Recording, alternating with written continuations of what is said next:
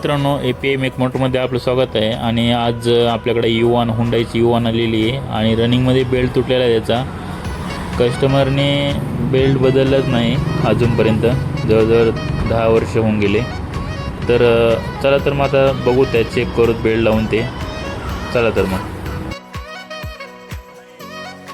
जसं की बघू शकता तुम्ही, आपण टायमिंग जोडलेले आहे आणि टायमिंगची पुल्ली, क्रँक पुल्ली ही डॉट आणि वरचा ॲरो मॅच करून घ्यायचं आहे। आणि वरच्या साईडला एक खाच असती आणि त्याला एक सेम खाच असती, बघू शकता। ब्लॉकवर एक खाच आहे ॲरो आणि वरची एक ही खाच आहे कॅम्प पुलीवर आणि खाली केसिंगवर, ते हे डॉट आणि हे मॅच करून घ्यायचं आहे। तरी टायमिंग तुमचं कंप्लीट झालेली आहे।